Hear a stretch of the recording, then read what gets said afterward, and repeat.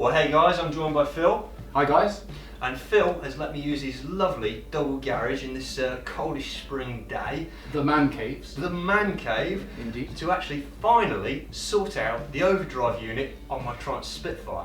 Now, I've had my spare D-type overdrive unit reconditioned by Overdrive Spares of Rugby for a reasonable price.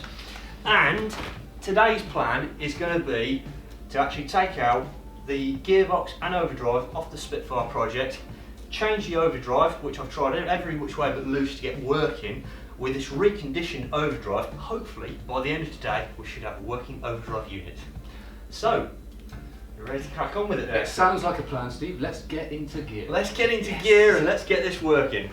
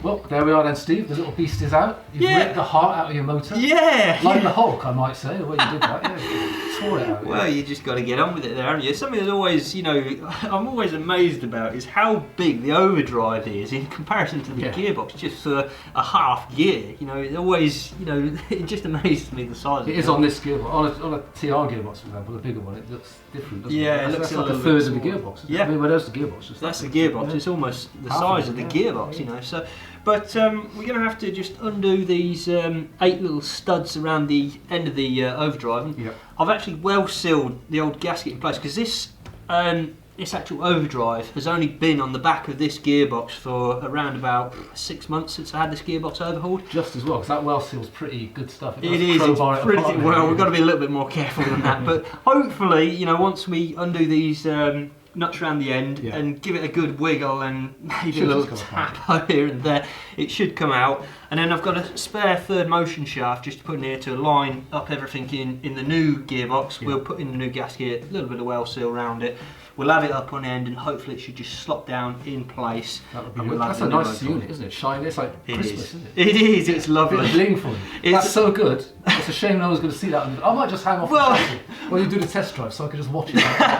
Well, the thing is, I know it's in there and, you know, it's nice knowing that, you know, they've got a reconditioned original unit. You're going to notice it when you flip that switch, aren't you? Hopefully, fingers crossed. And hopefully, fingers crossed, it's going to give me a nice, you know, extra top gear so I can actually drive this car a little bit faster, knowing that revs are down and it's looking after my engine a little bit better. Within the legal speed limit. Within the legal speed limit. Officer. Obviously, definitely. And, you know, knowing that, you know, basically you're saving your engine, it's down a little bit lower on revs and you're saving a bit of fuel, which is good for the environment. Exactly, yeah. I mean, they're great little units. Great idea. Definitely. So, shall we crack on with it? Let's get into gear, as they say. Great stuff. Okay.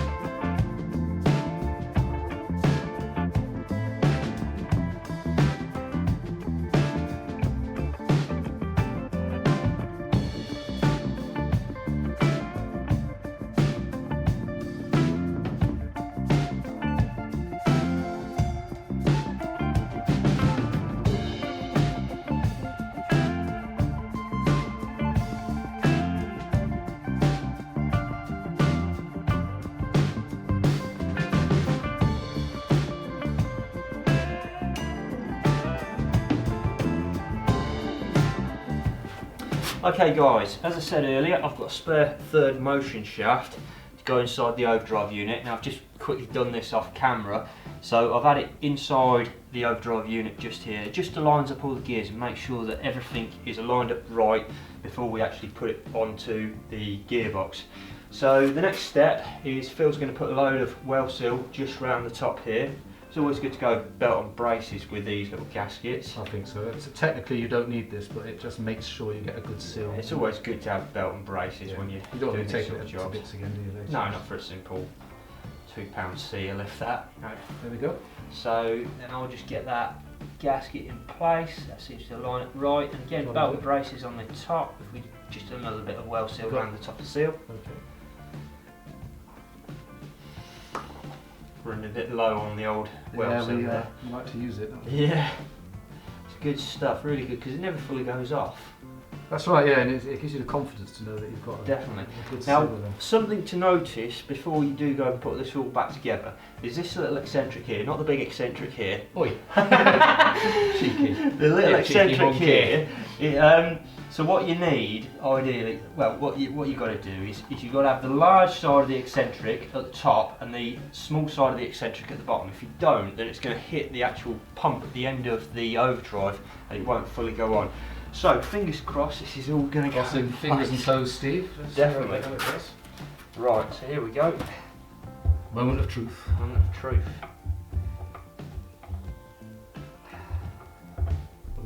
Oh.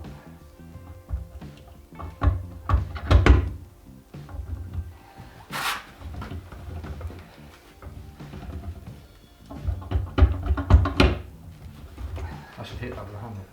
I think if we give it just a little gently knock, touch it. That's it. Yeah, that's it. And the idea is not to go the full weight. Always be very careful when you hit stuff with a hammer, you know, this sort of thing, because it is precision engineering.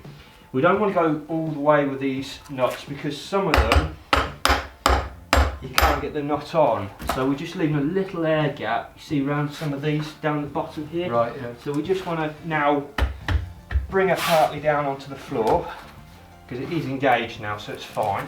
If we just bring her over towards you there, Phil. Okay. And there's some just round the back here. We can make a start on. Yeah, we can make a start on the top ones. We want to pull it together evenly. That's it. So we've got the ones round the back there done. So we know it's not going to go off. sort of job. It can either be a pig for the overdrive to go on, or it can go on quite reasonably easy. And I think we've been reasonably lucky, haven't we? Yeah, that went pretty well. Yeah. Okay, so if we just get that bottom one in place, and the washers do like to go all over the place a bit, don't they? They do, yeah, they sort of hide from you, don't they? Yeah. So, as you see, we're just getting in these difficult ones before we close this gap up with the overdrive.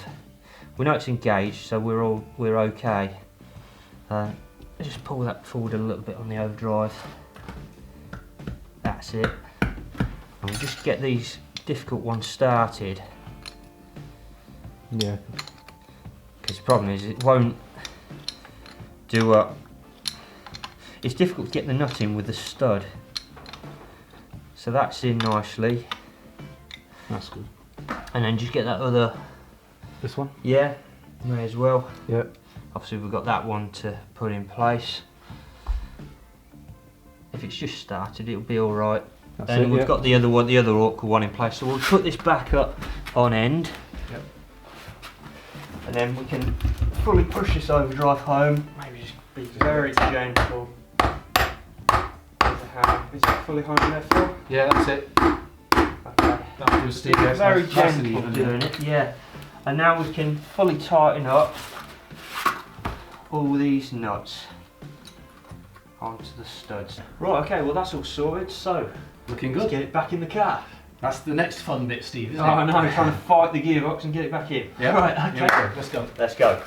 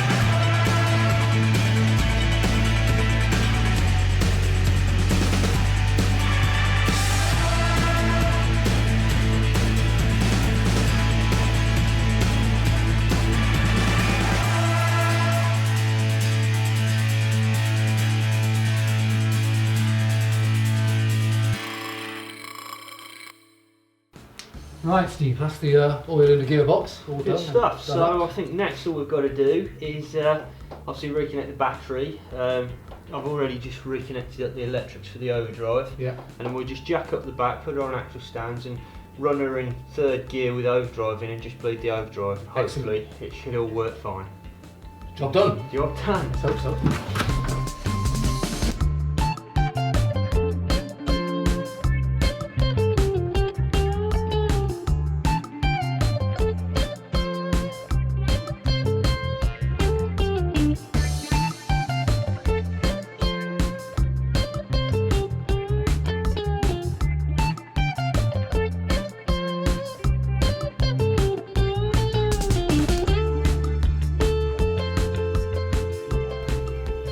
Okay, so we've got the car up on axle stands so that we can run it and have it in drive, as it were, and we're going to see how the overdrive functions. Steve's in here now, getting it ready. Yep.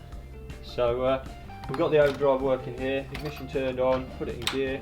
It works on and off. I'm just going to start it up. Bit of choke.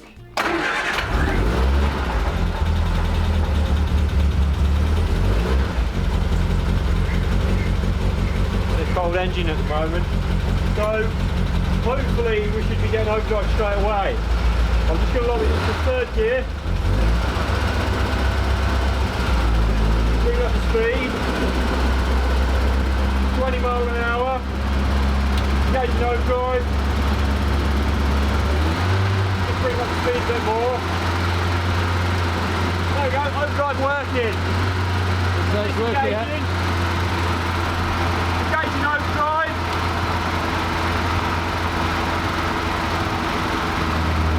There we go, increasing speed. It's a little bit slow to engage. It just needs the oil to get around the system. Disengage. Out of overdrive. Let's try it one more time. Yeah.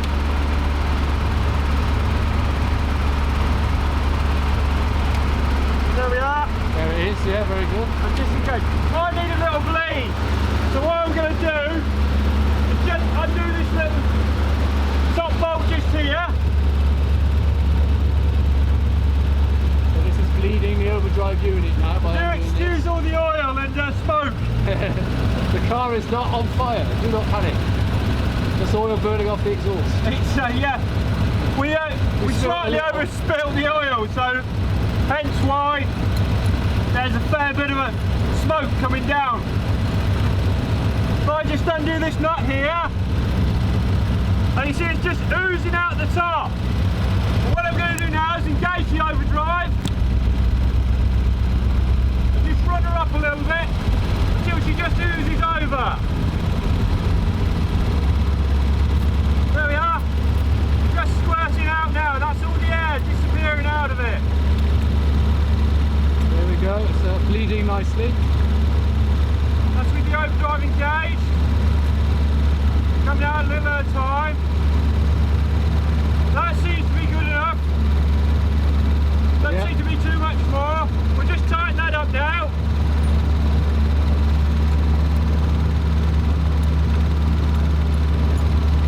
We've still got the overdrive engaged.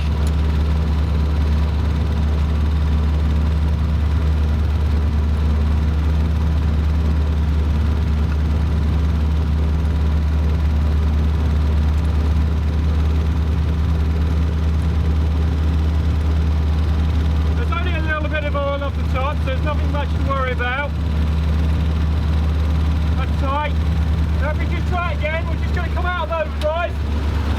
Out of overdrive. Back in overdrive.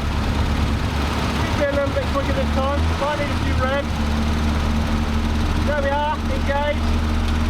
Disengage. Engage. Lovely jubbly. Disengage. So working well.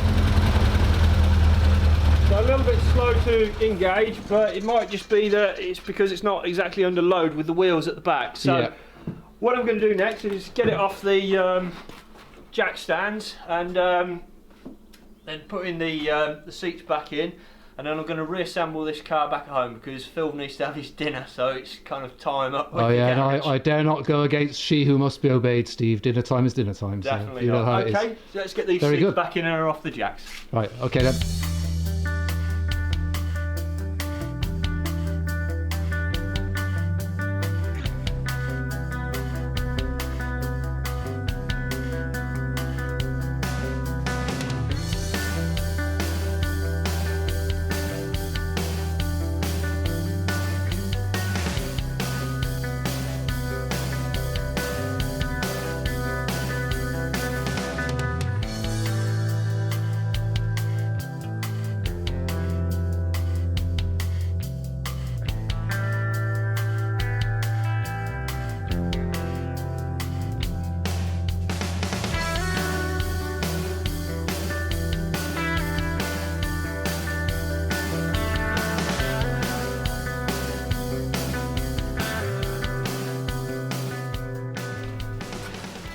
Right, well thanks for that there, Phil. Really do appreciate it, using your garage on this coldish spring day. Yeah, no problem, Steve. Enjoy doing it. It's good fun. It's been a good laugh. Yeah. So finally, this car is now worthy of this new Overdrive badge.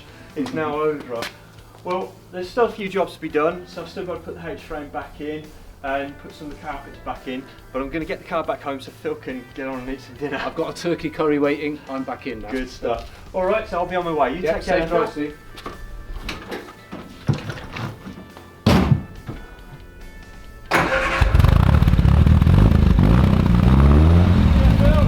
Where's Steve? Tally ho!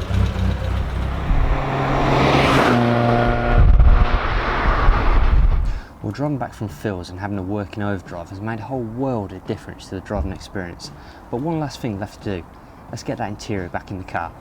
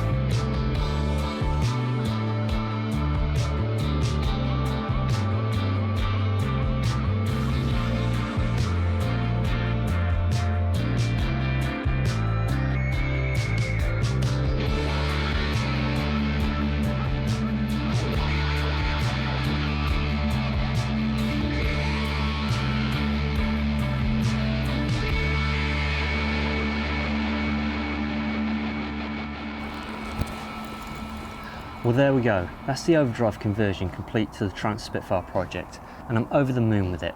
Now I'm going to leave this video with a bit of a question for you guys, the audience, and that is, what is the best conversion or upgrade you've done to your classic car that has given you the most noticeable difference during your driving experience? As always guys, leave a comment in the box down below, like and subscribe, and I'll see you guys in the next video. Take care.